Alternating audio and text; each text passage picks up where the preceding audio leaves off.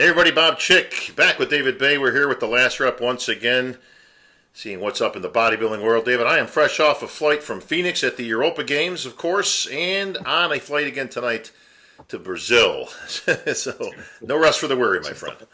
It's yeah, big expo down in Brazil this weekend. We had talked about it a little bit. Bodybuilding fans down there are crazy, so it's always cool to see the expos and stuff like that, even if there's not a show attached, because it gives the fans the opportunities to, to meet some of the people that they've looked up to in the industry and stuff like that. So some of these big expos, every time we think about an expo, we think about the ones that are tied to like the Arnold or the Olympia, but some of the big FIBOs, the LA Fit Expos, and other people who run the LA Fit have gone to Chicago and and down in Texas and out east and stuff. So these expos they're cool for the fans, and like I said, even if you run them independently of an actual contest, they're something for the fans to go and definitely enjoy their weekend. Well, let me tell you what we got going here on behalf of my boys from Black Skull Nutrition, Black Skull USA. They're one of the main sponsors of this event. It's called the Expo Nutrition. It's a huge expo. Much what people would liken here to the Arnold or the Olympia Expo. Probably a little bit bigger. But we've got some IFBB superstars, past and present, that are going to be there. We got Samir Bannout, Flex Wheeler, Shawn Ray, myself, and Sugar Shawn Ray all coming down. So this should be a pretty good. MD well represented actually. So got a few of us there. So yeah, yeah. The fans down in Brazil, I haven't been to Brazil, but I've been to the shows in Mexico and over in Europe. I'm assuming just with the cultures from what I've seen so far that the fans down in Brazil are probably every bit as crazy as the fans everywhere else. Is that kind of the case? Or? Yeah, oh yeah. They love bodybuilding, and Branch will be huge there. They love that hardcore style, which is Branch all day long. So that's one of the reasons why we got Branch coming in. But they embrace the superstars as well, like the history. So that's why I thought a Samir Bannout might be a nice addition. He's actually going to bring the Sandow award. He's going to bring the statue to display, which is pretty cool. So, so here's my question about expos in Brazil. And it was funny. I was just talking to somebody about this the other night. Well, when I went to FIBO, it's like, I've been to the Arnold Expo, the Olympia Expo, the Arnold Europe Expo, and they're all kind of similar as far as the setup and stuff. I said when I was in FIBO, if you were a men's physique competitor or a 20-year-old kid, you didn't wear a shirt at the expo. And it's like I was walking around the FIBO Expo, and it was so weird because it was a great expo, a great event. A ton of the superstars there, and you had all these just young dudes just in groups. So there'd be a group of like 10, 15 young guys walking around like carrying their water jugs and their t-shirts and no shirt on. And I'm like, what is going on here? So, is that something back in Brazil? I've never seen that. Pictures. Yeah, I've never seen that in Brazil. I want to see a picture. I want to see a picture of Bob with like 15 20-year-old men's physique competitors shirts off. Yeah, things that won't be happening. I've never seen that. It's in Sao Paulo, which is a very beautiful town and city and all that. And I have never seen that personally, David, but I tell you what, if I do see it, I will absolutely get a picture of Sugar Shawn Ray standing with these guys, giving the thumbs up. And if anybody, of course, has any New Balance sneaks on, I'll be sure to get that for you, too. So we'll see, but it's going to be a huge event. So we'll definitely get some word back into the MD forums for the fans. They can check some of that out. Phoenix Europa was the main show this past week. Ed and Betty Parisa, along with Scott Templeton, Eric Hillman, and the crew from Europa, obviously putting that one together once again. Our 5th year in Phoenix. It's hard to believe it's been 5 years already. But the 212 was headlining this one, and the Tank Charles Dixon taking it all over Guy Cisternino. Good competition. Yeah, that was your 1 and 2 last year, and Dixon won again last year, and it was close. And it's really, with Guy and Charles, it really comes down to a pose for pose comparison. Guy's a little bit better in his back shots from a conditioning standpoint than Charles, but in their front and their side shots, I think Charles gets an advantage over Guy. So it was a close battle. Surprising a little bit to see your Arnold Classic winner Hidetada slip to 3rd place, but I don't think he was necessarily at his best. So And we had talked about that, in our show last week previewing it. Like some of these guys after the Olympia, they decide to jump in a show, but it's another month of dieting after having done the Olympia. So Sure. Hidetaka was, like I said, not at his best. I think had he been at his best, he could have won. As we had talked about, and as I had so cleverly predicted, but it's not that great of a prediction. John Jewett in the top 5 and a first call-out guy. So I thought he compared really well to the rest of those guys. From the pictures that I saw, he didn't look like, okay, here's a rookie who just won his pro card that's out of place. I mean, he looked like, a legitimate contender, and that says a lot. We talk so much, and it's talked about so much on the boards, like how in the 90s, when you turned pro, you were ready to compete as a pro. And we seem to have gotten away from that. Like you get guys turning pro, they want to take a year off or 2 years off or whatever to try to get ready for the IFBB. And so it's nice to see somebody turn pro and jump right into a show and not only do the show, but to place very well. So it was an impressive finish for John. And he's a guy that I think you could very well see him on an Olympia stage next year in the 212 division, because I think there's going to be a show that he can definitely win. And if that's not the case, and he decides to do a handful of shows, I don't see him placing out of the top 5 at most of these shows. So points wise, I think he can get there. So to go from a middleweight contender at the USA's in 2015 to potentially being on the Olympia stage in 2017, that says a lot about John's offseason work ethic and the work that he's put in. So bright young star. John Jewett was a tremendous talent. You can see he's good, new talent that's come up, one of the good young guys. My biggest critique on John was at the prejudging. He was very sloppy in the midsection in his posing, and it was a noticeable detractment. It actually kept him down probably more than he should have been. But just to show everybody what an attention to detail does, obviously somebody got to him in between. At the finals following day, it was 100 degrees difference, 100% improvement over the day before, purely from him paying attention to it and focusing. He actually did even a couple of shots in a vacuum style. So clearly it's something that you can control if your mind is on it. But it hurt him at the prejudging. Still did well, still a great physique. Yep. Something he's got to look for in the future, and he has to be cognizant that at all times you can see that. And when you just let it go, man, it's like a bellows, and it's just out there, not just for him, but for anybody. Let me tell you, Babak Akbarnia from Iran. Now, this was the guy, Dennis James was working with him. He actually qualified for the 212 Olympia. Never made the show because he was getting the runaround from his country on getting the proper paperwork and visas and all that stuff. They ended up sending him the paperwork like a day before the Olympia or something, like ridiculous. So he actually never made the show, even though he won the amateur, I think one of the amateur Olympia competitions. Great new talent, but he's gone from 176 to like 196. He's put on pretty almost 20 pounds. Still looked phenomenal. Great conditioning. Ended up in the top 5. But he's still got about 12 pounds to go into the class. And let me tell you something. I'd have had no problem having him a spot higher. I had him actually over Hidetaka because Hidetaka was soft from the back, especially. Clearly not at his best. This guy's given up some muscle. I mean, he's not the biggest guy out there, but man, he's put together, David. Beautiful physique. I would have had no problem with him being ahead of Hide in this show. No, I could have seen that as well, and it just goes to show like this 212 division, and it's not like it's just coming on. We've seen over the course of the last couple of years, like the 212 keeps getting better and better and more competitive, and the trend is continuing forward. And it was it wasn't that long ago. If you've been a bodybuilding fan for a long time, where turning pro as a middleweight or even a light heavyweight. You probably didn't have much of a future in the IFBB unless you were, a freak like Dexter Jackson or somebody like that. So to see, the prevalence of the 212 class and how good, there's your boy Shawn calling me right now. Hey, tell him we're busy. Hey, answer it. Tell him we're doing a show. All right, hang on a second. Shawn Ray, you are live with Bob Chick and myself on the last rep. We're shooting it right now. I got you on speakerphone, so don't say anything stupid. Beautiful. I typically don't.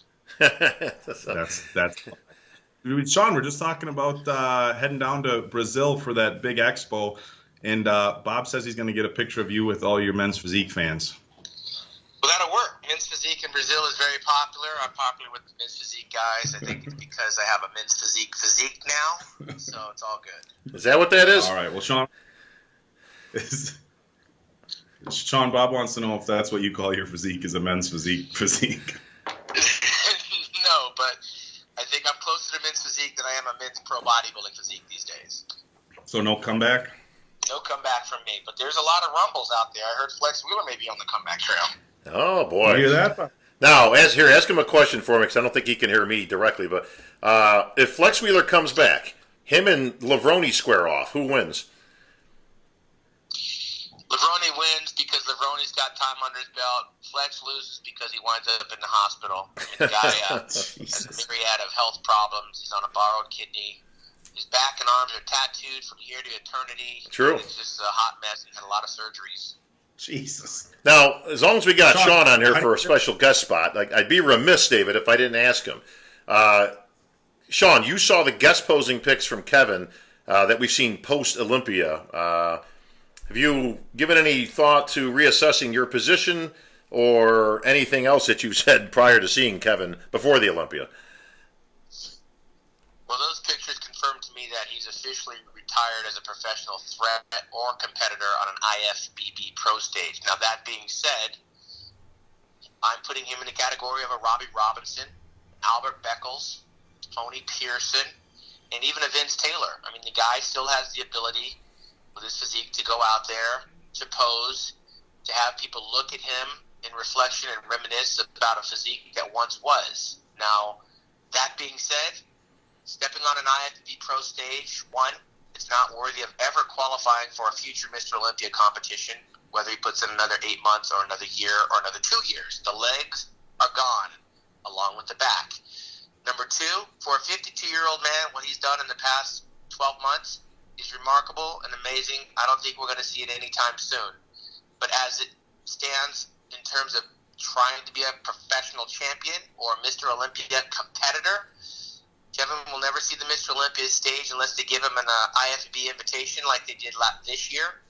And I doubt that he'll ever see another IFBB Pro Championship victory based on what I've seen and based on where he's at. Now, that's my professional opinion. I've been wrong before, but my track record right now stands that I'm batting 1,000 as it relates to Kevin Levrone being any type of a threat to be a champion. He is a people's champion. We long to see these types of returns. But I can tell you right now that Tony Pearson and Robbie Robinson at 60 and 70 years old would look comparable next to Kevin Levrone on a guest posing tour. And if I was Kevin, I'd be talking to some of those guys and maybe rally the troops and go on a little guest posing tour. I'd love to see Robbie Robinson, Tony Pearson, Kevin Levrone, Flex Wheeler, and even Samir would probably get fired up to go on some type of a tour, but not an IFBB Pro Tour. Shawn, I'm sensing a Bodybuilding Expendables 5 coming out with all these guys, coming back to the stage. All right, Shawn, last question before we let you go, because I know you got to get to Brazil as well as I do. Is Kevin doing more harm than good to his legacy if he continues or wants to compete in 2017? Well, let's be honest. The word legacy and bodybuilding, they're not synonymous. We've seen bodybuilders like Ronnie Coleman, like Samir Banu, and some others out there hang around as in bodybuilding, or as in boxing, like Muhammad Ali, for one punch too many, along with Mike Tyson.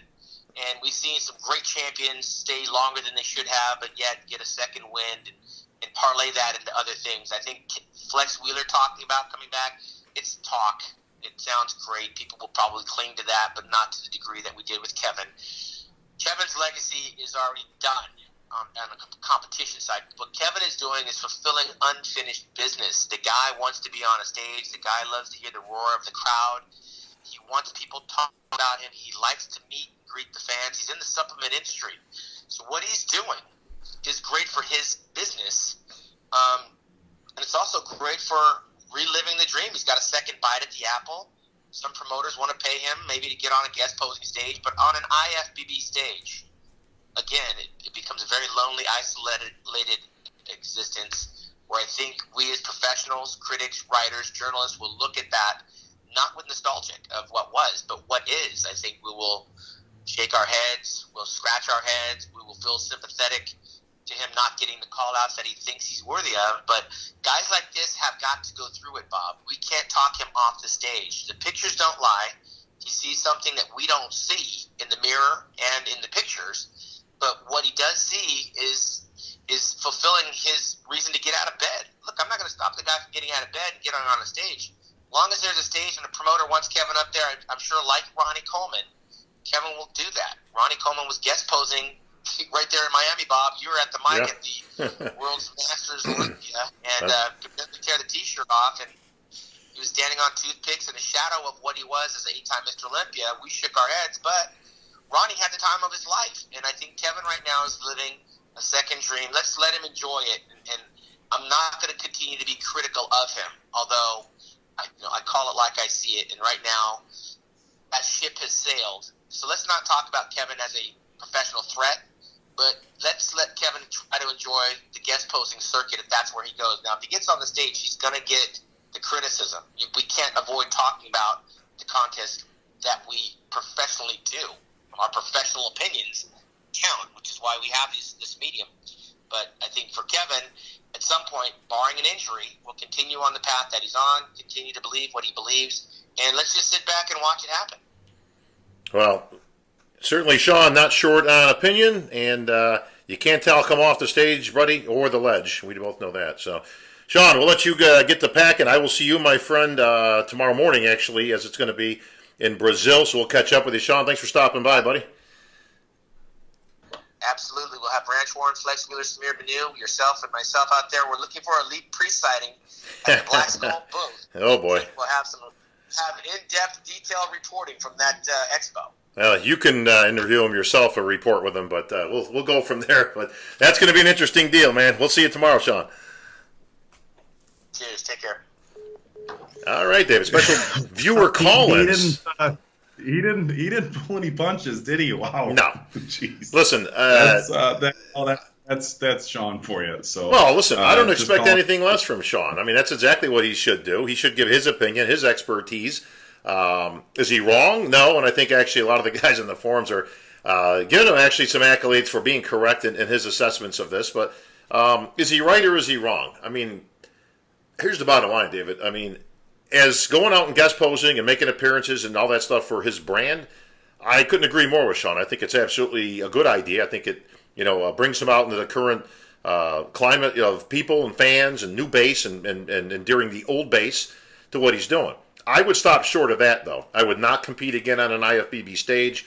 I would not try to requalify for the Olympia. I think that's bad for the image. I think it's bad for the branding. So I think there's a fork in the road here that Kevin should be smart enough to take the right side. Again, don't take that left, man, because Shawn's right about one thing. That's going to be a tougher road to hoe. The thing with Kevin is he is a legend, and he does have a legacy, and his comeback doesn't tarnish that at all. But he can be incredibly popular and always will be, and he can hit the expo circuit and be at all the shows, whether it be on behalf of his supplement company or just him showing up on behalf of a promoter to give the fans a reason to show up. So Kevin's got a long shelf life in the IFBB. I think pretty much as long as he's walking around on 2 feet, he's going to be a popular guy. And we see that with Jay Cutler. I think Jay is probably more popular now than he was when he was actually competing, and I've had this discussion with people. It's like when Jay was competing, you had all the years that you had your Ronnie fans or whatever fans, and Jay Cutler, the refrigerator, and then when he won the Olympia, people loved it, and then he lost, and then he came back in 2009 and just lit everybody up. But you had people who were Cutler fans and weren't Cutler fans, and so obviously his popularity was incredibly high being a Mr. Olympia. But now that he's retired, it's like everybody just loves Jay.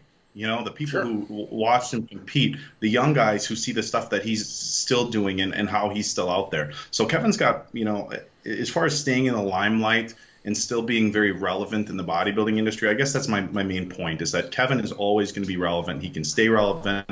Like Shawn said, if he stays in good shape and looks good, he's always going to get that respect from the fans.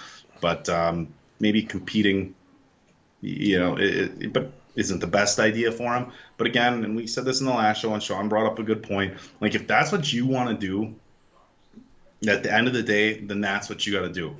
You know, I mean, if he thinks he's going to be walking out and winning some of these pro shows, you know, he's going to have a very hard time. But if Kevin's competing because Kevin wants to go in the gym and he wants to grind on the weights and he wants to put himself through the rigors of the diet and challenge himself, and he wants to compete, then, you know, go nuts, go for it. Well, I mean, that's a given. I mean, obviously anybody can do what they want. However, at some point, all that nostalgia goes out the window.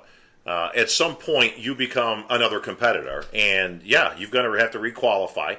I don't think there's anything good about that. I mean, I liken it to exactly what Shawn likened it to. It's like an old boxer coming back, getting your head beat in. It's like, look, you're not proving nothing. You're not endearing yourself to anybody. You're just going to get hurt, and you're not going to make it back to the heavyweight fight. You know, you're not going to get back to where you used to be 20 years ago. That type of a mentality. So there is kind of a halfway there that I think Kevin should be looking at. And if there's anybody running his camp or helping him with that, or certainly I'm always here to give the right advices, David, as you well know. You have to always take a look. You have to take a look at the whole. Is this good for the brand? Is this good for my own marketing? Is this good for endearing myself? You know, listen, you're going to endear yourself to some fans from the old days, but there's also a new crop of fans. That's the only Kevin they know, and it's not going to be good if you're taking 12s and 13s at a circuit show. You know, trying to prove a point. So, you know, like I say, there's some good, there's some not so good in there. Hopefully he'll make the right decision. What I can say is this, furthering up on what you just talked about. You can have a long, illustrious career in the IFBB after your competing days are over. I think people like Shawn Ray, obviously, myself, are living testaments to this. You know, I can go down that list to a Vince Taylor or a Flex Wheeler, you know, many of these guys now that are out there in the world of bodybuilding, making good money, making appearances, you can make a lot of different businesses within this business that we have of bodybuilding. However, if you're not in the club, it doesn't really help your cause. I mean, he mentioned Lee Priest. I mean, you're looking at a Tony Freeman these days as somebody who's gone a different direction. Probably not the smartest play.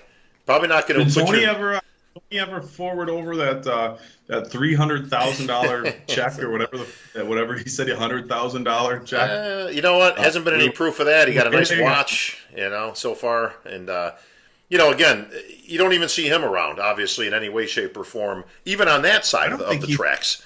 I don't think he's. You know, we haven't talked about the NSL in a while. Nothing to talk about. I saw a poster coming up that Tony's going to be guest posing. But I don't think he's, you know, it's a year removed now since the NSL started. I don't think that Tony's been on a professional stage. Tony hasn't been on a professional stage. Aaron Stern, although she wasn't brought on to compete, right. I think a lot of people would, hasn't been on a professional stage. Sarah LeBlanc's got a kid on the way, so congratulations to her, but she's not going to be competing anytime soon. So No. Good old NSL hasn't been so hot. We haven't mentioned it because there really hasn't been. It's much to do about nothing. I mean, the average. No. They average a dozen people a show, which I've had more people at Thanksgiving dinner. So, I mean, it's not really helping their cause, you know, clearly. But to the main point, bottom line is this, David, as we've seen with other people, you are way better off trying to extend a career off the competition stage within this organization rather than you are outside in it, and it's purely a numbers thing. Listen, it's the biggest organization in the world. That means there's a lot more opportunities. There's lots more guest appearances. There's lots more, you know, people that you can connect with in terms of fan base, in terms of doing business, supplements, whatever. So, you know, to a guy like a Kevin or anybody else like that, Branch, I mean, I don't know how much time he's got left on the stage. He may have called it a day already or be close to it. You know, he's got years to me in this industry of just being a face and a name and a bodybuilding legend. Well, and it serves as a good lesson to the younger pros as well. Be good to the fans, treat them with respect, smile, take pictures, because there's life after the competitive side of the sport. But we also see like how many guys. I mean, granted, it has a lot to do with how successful you were as a competitor during your days of competing.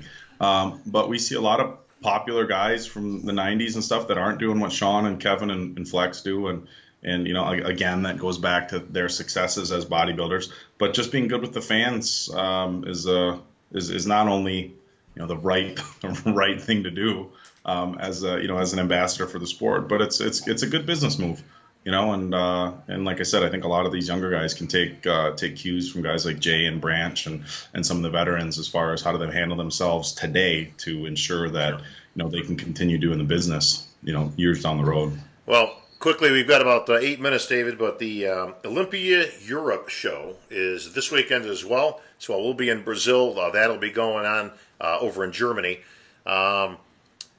Interesting. I mean, a lot of shows post-Olympia. It's other than Phil Heath, who obviously smartly has elected to not compete in anything after winning his 6th Olympia, which I agree with. It's pretty much the same cast of characters. I mean, this is like Pro Show 6.0 now at this point, isn't it?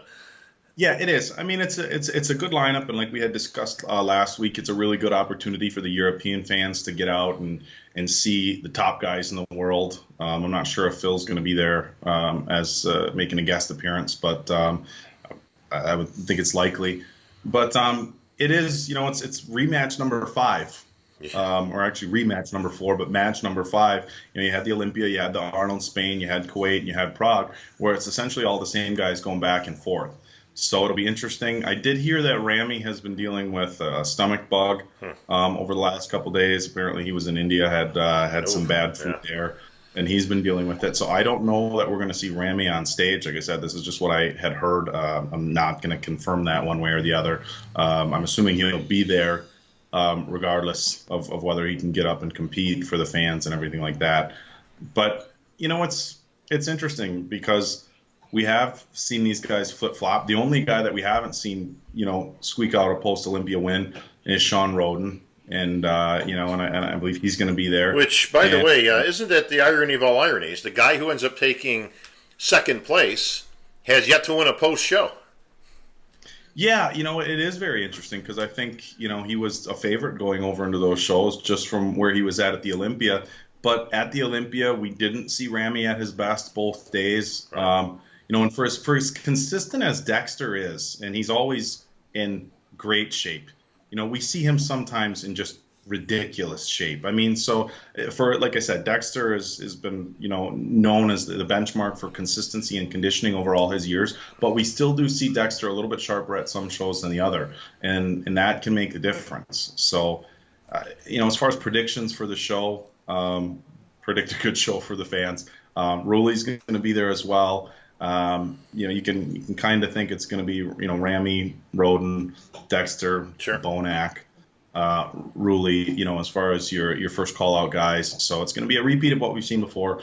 But again, even if the American fans or the global fans have seen this competition already and seen these comparisons, for the fans in Europe that get a chance to watch this, I mean, it's going to be a really cool thing. And the biggest event, competitor wise, as far as big names, the biggest event that they've had, in a while, because they have, it's not just a couple of the guys, it's, all of your guys that were in the top 6 or 7 in the Olympia, all on the stage minus Phil. Yeah, listen, it's great bodybuilding, and for those fans, they get a real treat with that. And let's face it, some people just travel better than others.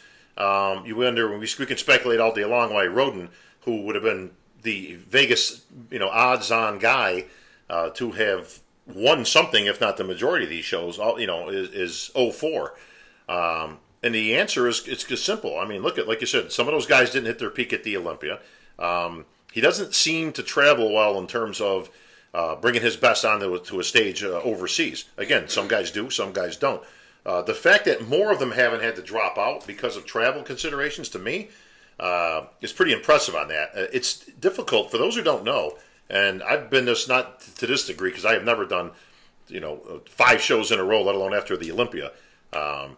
It's difficult. It's difficult to travel as it is within the States, let alone overseas, eating different food, in and out of airports, just the travel itself. Your body's in a depleted state. So when all the conspiracy theorists come along and they like to joke around and, I'm sure it was some kind of a stomach bug or something like that type of thing. Look at, yeah, I mean, it's not that unusual for that to happen. I mean, it happens locally. You've been there, David, where you've gotten ready for a show and you get down to the wire and, you're fragile, man. I mean, your physique at that point is pretty much susceptible to anything. It's difficult not to get sick at that point. Flying, I think the one thing that people really take for granted, when we talk about bodybuilding and the difference between having a good physique on stage and a great physique and everything that comes into play when you talk about being full and water retention and everything like that, people I don't think take into consideration the effect that flying has on you. Now, obviously, flying in 2016 is a very, very safe thing, and you're comfortable and whatever. But as far as how the body responds to it, and I've done a little bit of research. I'm not going to go all doctor mode here, but being in an airplane at 35,000 feet in a pressurized cabin going 650 miles an hour isn't like the best for no. your homeostasis, your body, and everybody responds differently to that. I know a lot of the guys will wear compression suits when they fly to help with circulation and water retention. Yep. Anybody who has, people who have blood clot issues, it's my understanding, are recommended not to fly because of circulation issues at that altitude and with pressurized cabins. And so there's a lot of little things that come into effect. And in time zone changes. I mean, I've, when I came back from Australia last year, I was messed up for almost 2 weeks to the point where, and I don't like taking sleep medications or anything like that. I'm kind of anti, for as funny as it is, like being all about like bodybuilding supplements, I'm kind of like anti over the. I don't like Tylenol. I don't like any of that stuff. If I don't have to take it, I'll usually deal with it. But I had to go eventually and just get some ZQL. To help myself sleep. And that was one trip going from, the United States to Australia and back. So for these guys to be bouncing back and forth and doing all this stuff, I mean, sometimes a time zone change like that, if you guys haven't flown internationally, it's not like you get back and a day or two later, no. you're ready to go. I mean, that jet lag can take you a week or two to catch up on. And when you're talking about putting in intense training, your dieting and everything, the international travel has a lot more effect on these guys' physiques than I think people take into consideration. Well, listen, food consideration. You can only bring so much food with you. I just did Kuwait 2 weeks ago. It was a 15-hour flight direct from here to Doha and then another short flight from Doha to Kuwait. It's 15 hours, man. I mean, you've got to account. Listen, I'm not dieting for this show. I'm not in contest mode. So for me, it's a little bit easier. I can sit there and, they bring that meal over nice, and, that's all they do is feed you on these flights. You can't do that there. You've got stuff packed, with ice packs. Ice packs don't last, 15, 24 hours. Tony Doherty, God bless him, my good friend from Australia, he's done the Australia to U.S. thing dozens of times, and it's 20-something hours of flying. I can't even imagine getting ready for a show. Then you like to see Tony's just an intense guy. So I think he's a nut. You know what I mean? But he gets it done, and I tell you what, hats off to him for doing that. And he was eating clean all weekend, by the way. We were at Jim Lorimer's birthday party a couple weeks ago there, and we hung out the whole weekend smoking cigars and doing our thing. But he was eating clean the whole time. He's trimmed it down. He looks good. He feels good. But yeah, make no mistake. This stuff's no joke when it comes to travel. Just getting water considerations, just regular water, bottled when you get somewhere. Like you say, when you land, it's the day later, things like that. So all these things come into play. Real quick, Dave, we're running out of time, but another show this week in the Diana Cadell Classic. She's been putting this on for a number of years now down in Florida, and has expanded it quite nicely. Classic Physique taking the stage there, and some breaking news in Classic Physique. We got a new contender in that lineup. Yeah, Chris Bumstead. This guy kind of jumped on the scene in a major way. A Canadian kid. He's 21 or 22 years old. Young guy. He's got the perfect look. He's got the jawline, the hair, the physique. I mean, the guy looks like a built Ken doll. And he went to the North Americans this year, won the heavyweight class. Now, definitely not the biggest heavyweight that we saw at the show, or even not, and probably not as big as he needed to be at a heavyweight and other national level competitions. But the guy's physique is incredible. His legs are ridiculous. Like I said, he's got a great look to him. He decided to switch over to Classic Physique, which I didn't think was too big of a surprise, because for as good as Chris's physique is, and it is, believe me, for a 21 or 22-year-old, it is phenomenal, and he still has plenty of room to grow. He went out and said that he felt he needed to put on a ton of weight to be competitive as a bodybuilder in the IFBB, and just for his personal goals, that's not really the direction he wanted to head, so he's deciding to jump into Classic. If I'm, without comparing him side by side with the other guys, obviously it can be difficult. But if I'm just looking at physiques and judging where Chris could be at an Olympia, I think he's a top 3, top 5 guy. He's just got an incredible physique, and we're going to find out this weekend because he's competing against Darren Charles and Terrence Ruffin. It's a little bit of a smaller lineup, but definitely some really good quality. Terrence Ruffin, as we know, won Tampa. Darren Charles won everything else he entered. Yeah, pretty much, yeah. So Chris is going to have his hands full. He's going to find out right away how he fits in. But the thing with Chris is he's big and he's got the lines. So he's got a really good balance. You know, I look at guys like Arash Rabar, the guy who got the runner-up at the Olympia this year. And for as good as Arash is, I think Chris's upper body is every bit as good as Arash's, but his legs are better. So I think it was a good move for Chris Bumstead in the Classic. You know, as a hardcore bodybuilding fan, would I have liked to seen him slap on 30 or 40 pounds? Yes. At his age, is that feasible? Of course it is. You know, the amount that Chris could grow between now and 25 could be phenomenal. And but you know, at the end of the day, you got to do what's going to make you happy and where you want to be with your physique. And I think it's cool to see a 21-year-old too. Sure. You know, we talk so much of guys turning pro, the 35, 40 in the Masters, and we just don't see a lot of these young pros anymore, obviously, because you have to be just incredibly genetically gifted to be able to turn pro at that age with the level of competition we see now.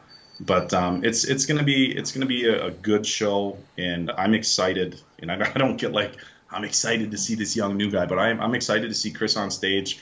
And you know, like I said, regardless of whether he decides to pursue the open bodybuilding division or do classic physique, I think he'll do really well. So. All right. Well, we'll see how the rookie stacks up against the veterans down at the Diana Cadeau. We're out of time, David. That's going to wrap things up. We'll be back next week with a full report. Post-Brazil, this should be a real interesting weekend. I'll guarantee you I'm going to have some real good stories to be sure. Don't let me down on the pictures. No, and listen. And here's, please have your phone ready. If there is a Lee Priest Shawn Ray confrontation, this has to be video documented. So I want you to make sure I will do so. Phone's video function. I'm working. I got to be honest, bro. I'm less concerned with that, and I'm more concerned with the Branch Warren Lee Priest confrontation because you know, we all know Branch, so that's gonna do it. But I guarantee you, I promise you, I will get back with you guys over the weekend. We will have material to share on the boards, David. So I'm going to filter all this stuff through you, so you can post it up for our boys, and we'll be on the boards, of course, all weekend long. That's going to wrap it up here for the last rep. And David Baye, I'm Bob Cicherillo.